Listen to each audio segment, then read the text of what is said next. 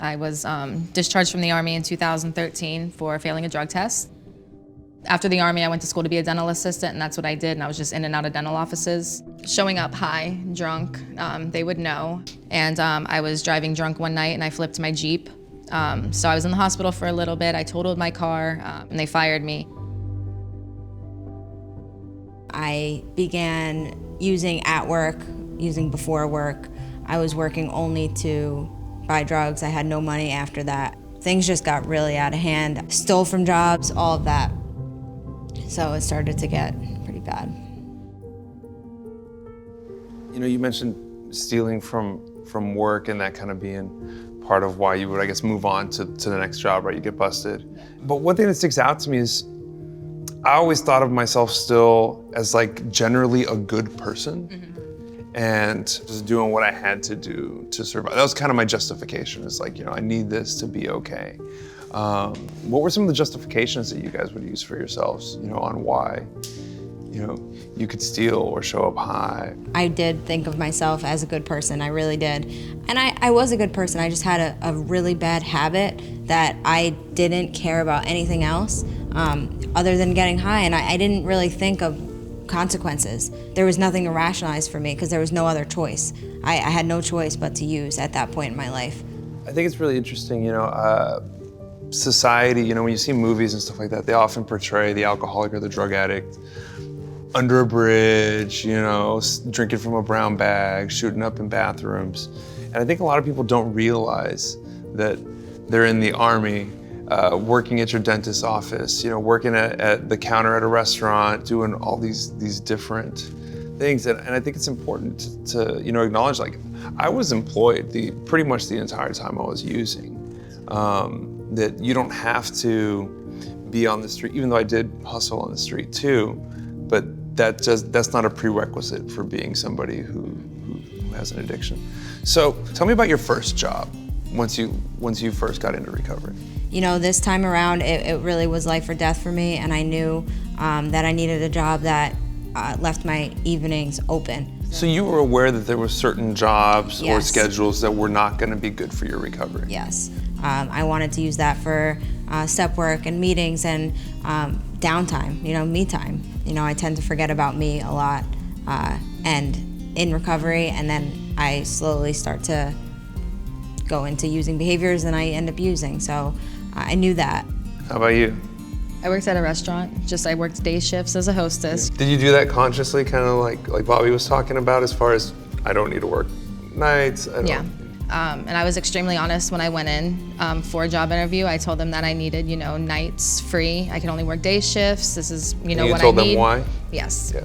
How did they respond to that? You know, when you were like, hey, I'm a drug addict and I just got sober and I can't work at night. They appreciated it. They appreciated the honesty. They were happy to work with me. They were happy to like work with my schedule, and I was finally able to, you know, get back into my trade and start dental assisting again. I think that's really interesting, you know, that you were able to be open with the general manager, and that, you know, they gave you an opportunity and appreciated your honesty. Have you ever felt any kind of like stigma at work, or felt as though you were treated differently because of your history of addiction? For the most part, I am honest about it because I feel like being honest about it only helps me. In recovery, I got certified to work with autistic children.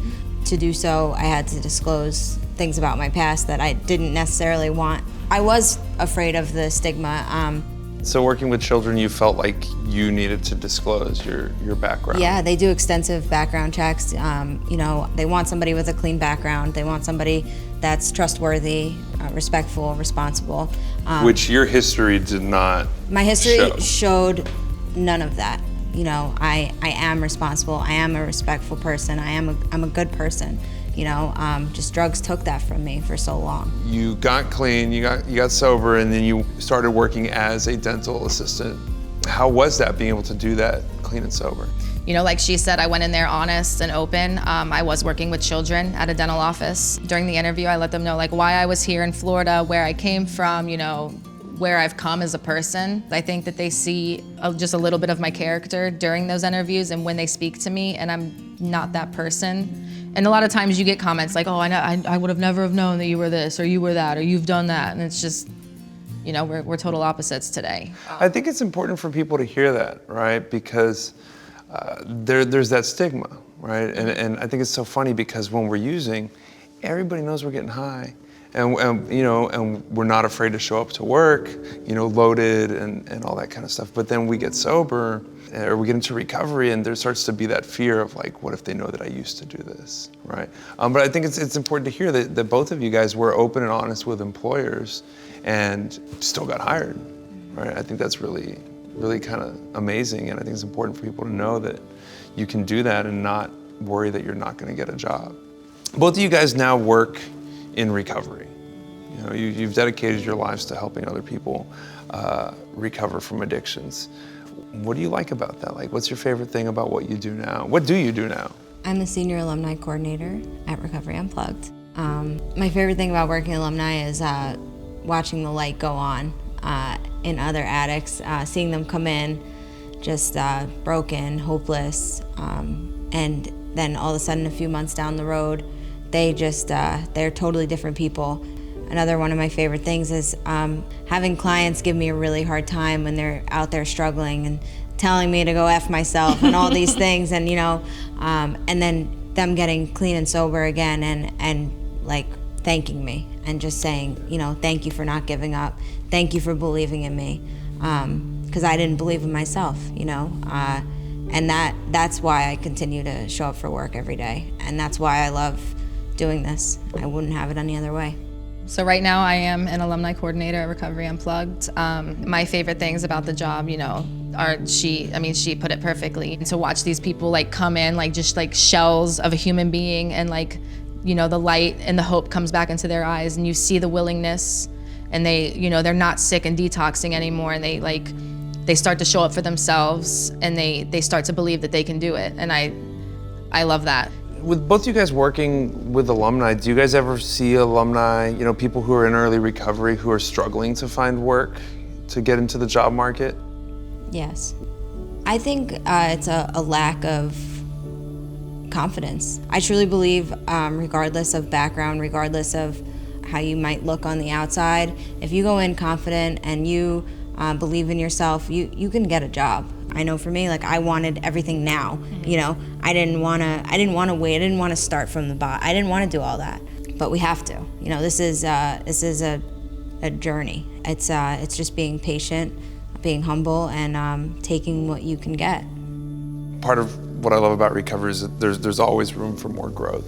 So what do you guys look forward to in the future? Where do you see yourselves going as you continue to, you know, grow not only personally but also professionally? 2 years ago, I had no idea what I wanted or what I would be or what my life would look like, and I sold myself short, because as long as I continue to stay clean, like I know there's a beautiful future there for me, and that's my goal, is to just stay clean like one day at a time, and trust that if I just keep growing and keep working on myself, that I'll achieve all those goals I have, and like all of those goals and dreams will become a reality. My name is Bobbi, and I've been clean for 23 months. I really love being like involved with clients, and I love being involved with their families. So I don't know if I'll always, you know, stay in the position that I'm in now, but I would like to continue to grow with the company. You know, this place did save my life. And now I'm hopeful for life. I'm hopeful for a future. I'm excited about it. You know, recovery's just opened up a lot of doors for me. And it's like the first time ever in my life that I've been like really excited to see what happens, you know, because I know it's gonna be good. My name's Jessica, and I've been clean for 16 and a half months.